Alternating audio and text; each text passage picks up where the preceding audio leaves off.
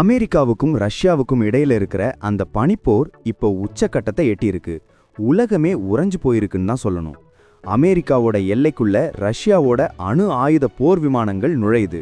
அதுவும் சும்மா இல்ல, சுமார் 14 மணி நேரம் வானத்துல வட்டமடிச்சு அமெரிக்காவுக்கே ஒரு பெரிய சவாலை விட்டுருக்கு. இது வெறும் போர் பயிற்சி தானா, இல்ல இது ஒரு மிகப்பெரிய போருக்கான ஆரம்பமா?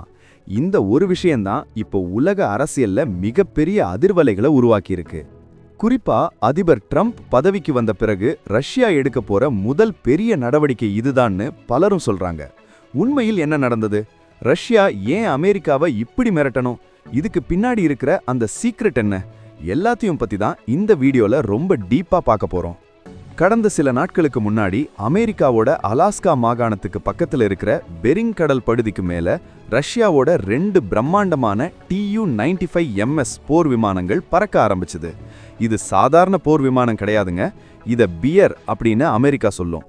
ஏன்னா இது அணு ஆயுதங்களை சுமந்துகிட்டு பல ஆயிரம் மைல்கள் பறக்கக்கூடிய ஒரு ராட்சத விமானம். இந்த விமானங்கள் மட்டும் தனியா வரல, இதை பாதுகாக்கிறதுக்காக சுகோய் ரக போர் விமானங்களும் கூடவே வந்திருக்கு. நடு வானத்திலேயே இந்த விமானங்களுக்கு எரிபொருள் நிரப்பி சுமார் 14 மணி நேரம் அமெரிக்காவோட எல்லைப்பகுதியில ரஷ்யா ஒரு அதிரடி ஆட்டத்தை காட்டியிருக்கு.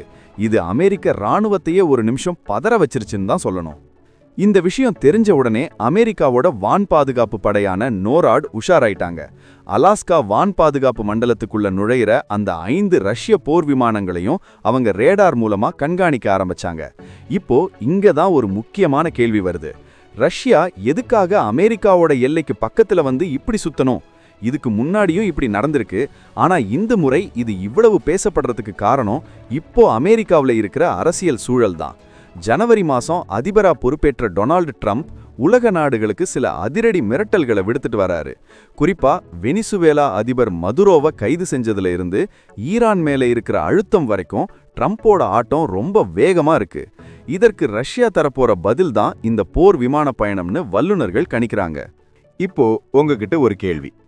அமெரிக்கா மற்ற நாடுகளோட விஷயத்துல தலையிடுறது சரின்னு நினைக்கிறீங்களா, இல்ல ரஷ்யா இப்படி போர் விமானங்களை அனுப்பி மிரட்டுறது சரின்னு நினைக்கிறீங்களா? உங்களோட கருத்தை கமெண்ட்ல சொல்லுங்க. சரி, இப்போ நாம விஷயத்துக்கு வருவோம். இந்த 14 மணி நேர பயணத்துல ரஷ்யா செஞ்ச ஒரு முக்கியமான டெஸ்ட் மிட் ஏர் ரீஃபியூலிங்.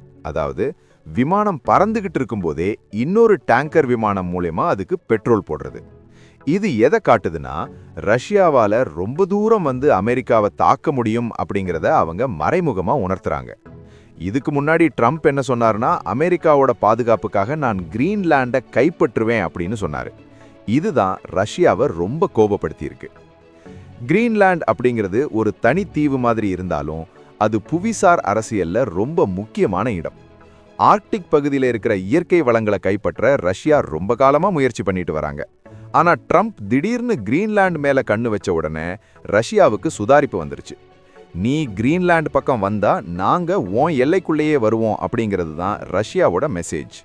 இதை பத்தி ரஷ்யாவோட பாதுகாப்பு அமைச்சகம் என்ன சொல்லியிருக்காங்கன்னா, இது ஒரு சர்வதேச விதிகளுக்கு உட்பட்ட வழக்கமான போர் பயிற்சி தான் அப்படின்னு ரொம்ப சாதாரணமா சொல்லிட்டாங்க. ஆனா அமெரிக்கா இதை அவ்வளவு சாதாரணமா எடுத்துக்கல. ஏன்னா அமெரிக்காவுக்குள்ளேயே போதைப் பொருள் கடத்துறாங்கன்னு சொல்லி வெனிசுலா அதிபரை பிடிச்சிட்டு போன ட்ரம்போட வேகம் ரஷ்யாவுக்கு ஒரு எச்சரிக்கையை கிளப்பியிருக்கு. இதே நேரத்துல அமெரிக்கா தரப்புல இருந்து ஒரு விளக்கம் வந்திருக்கு.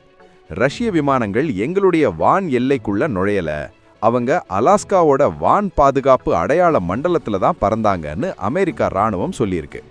ஆனா ரஷ்யாவோட இந்த 5 போர் விமானங்களையும் அங்கிருந்து வெளியேற செய்ய அமெரிக்கா தன்னோட போர் விமானங்களை அனுப்ப வேண்டியிருந்தது.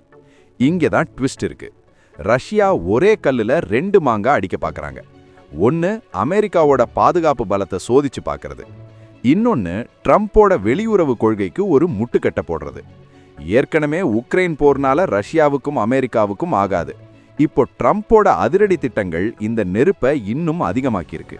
நாம கொஞ்சம் பின்னாடி போய் பார்த்தோம்னா, ரஷ்யாவோட இந்த பியர் ரக விமானங்கள் பனிப்போர் காலத்திலிருந்தே அமெரிக்காவுக்கு பெரிய தலைவலியா தான் இருக்கு. ஒரு காலத்துல இந்த விமானங்கள் வந்தாலே அமெரிக்காவுல சைரன் சத்தம் ஒலிக்கும். இப்போ அதே நிலைமை 2026ல மறுபடியும் வருமாங்கிற பயம் உலக நாடுகளுக்கு இருக்கு.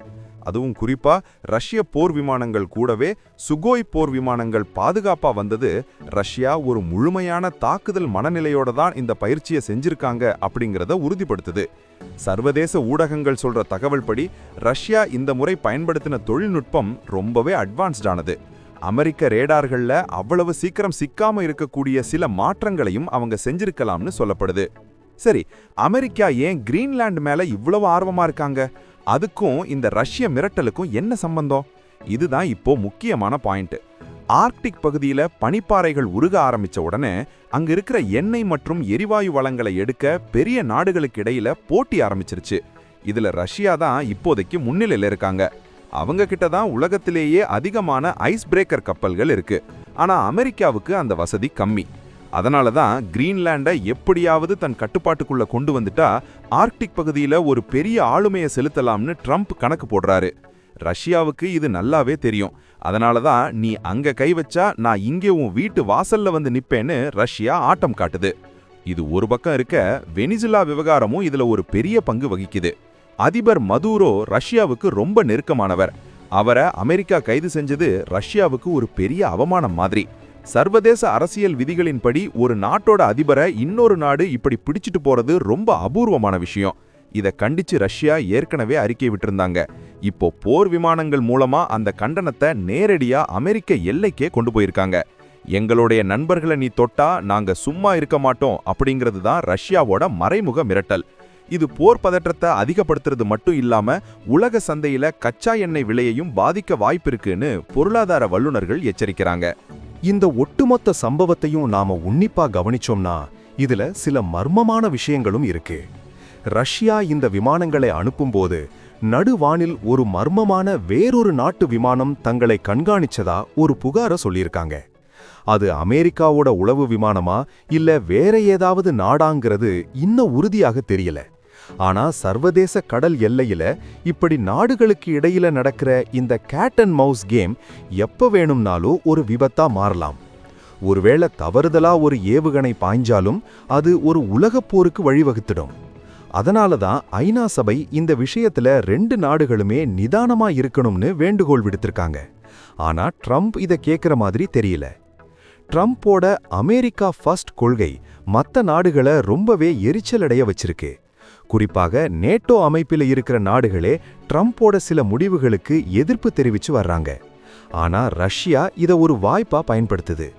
அமெரிக்காவோட கூட்டணிகளுக்குள்ள ஒரு பிளவை உண்டாக்கி தான் ஒரு உலக மகாசக்தி அப்படிங்கிறத நிரூபிக்க விளாடிமிர் புதின் ரொம்ப தெளிவா காய்களை நகர்த்துறாரு. இந்த 14 மணி நேர போர் விமான பயணம் அப்படிங்கிறது புதினோட ஒரு பெரிய செஸ் ஆட்டத்துல ஒரு நகர்வு தான். இதுக்கப்புறம் அமெரிக்கா என்ன செய்ய போகுது?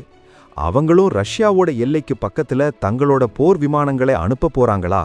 அப்படி நடந்தா நிலைமை இன்னும் மோசமாகும். சில ஊடகங்கள் தெரிவிக்கிற தகவல் படி அமெரிக்கா ஏற்கனவே தன்னோட அணுவாயுத நீர்மூழ்கி கப்பல்களை பசிபிக் பெருங்கடல் பகுதியில தயார் நிலையில வச்சிருக்காங்களாம்.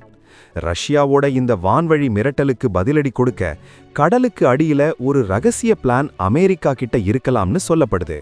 இதெல்லாம் பார்க்கும்போது நமக்கு ஒண்ணு மட்டும் தெளிவா புரியுது. உலகம் ஒரு மிகப்பெரிய அதிகார போட்டிக்குள்ள சிக்கிக்கிச்சு. ஒரு பக்கம் தொழில்நுட்ப வளர்ச்சி, இன்னொரு பக்கம் அணுவாயுத போர் பயம். இதுக்கு இடையில சாதாரண மக்கள் தான் பாதிக்கப்படுறாங்க. அமெரிக்காவில் இருக்கிற மக்கள் கூட இப்போ ஒருவித அச்சத்தோட தான் இருக்காங்க. ஏன்னா ரஷ்ய விமானங்கள் அவ்வளவு நேரமா தங்களோட எல்லைக்கு பக்கத்துல பறந்தது அவங்களுக்கு ஒரு பெரிய பாதுகாப்பு அச்சுறுத்தலா தெரியுது. இப்போ பலருக்கு ஒரு சந்தேகம் வரலாம். ரஷ்யாவால உண்மையிலேயே அமெரிக்காவை தாக்க முடியுமா, இல்ல இது வெறும் ஷோதானா? உண்மையை சொல்லணும்னா ரஷ்யா கிட்ட இருக்கிற சர்மத் போன்ற ஏவுகணைகள் உலகத்தோட எந்த மூலைக்கும் பாயக்கூடியவை. அதே மாதிரி இந்த பியர் ரக விமானங்களும் அணுகுண்டுகளை சுமந்து போய் துல்லியமா தாக்குற திறன் கொண்டது. ஆனா நேரடியா ஒரு தாக்குதல் நடத்துறது 2 நாடுகளுக்குமே அழிவைத்தான் தரும்னு அவங்களுக்கு தெரியும். அதனால தான் இந்த மாதிரி சைக்கலாஜிக்கல் வார்ஃபேர், அதாவது மனரீதியான போரை அவங்க நடத்துறாங்க. எதிரிய பயமுறுத்தி பணிய வைக்கிறது தான் இதோட நோக்கம். ட்ரம்ப் ஒரு பிசினஸ்மேன் அப்படிங்கிறதுனால இந்த மிரட்டல்களுக்கு அவர் எப்படி ரியாக்ட் பண்ணுவாருங்கிறது தான் இப்போ உலகத்தோட எதிர்பார்ப்பு. இதன் பின்னணி பத்தி சில அரசியல் ஆய்வாளர்கள் என்ன சொல்றாங்கன்னா, ரஷ்யா இதோட நிறுத்தாது. வர்ற வாரங்கள்ல இன்னும் பல அதிரடி சோதனைகளை அவங்க ஆர்க்டிக் பகுதியில நடத்த வாய்ப்பு இருக்கு.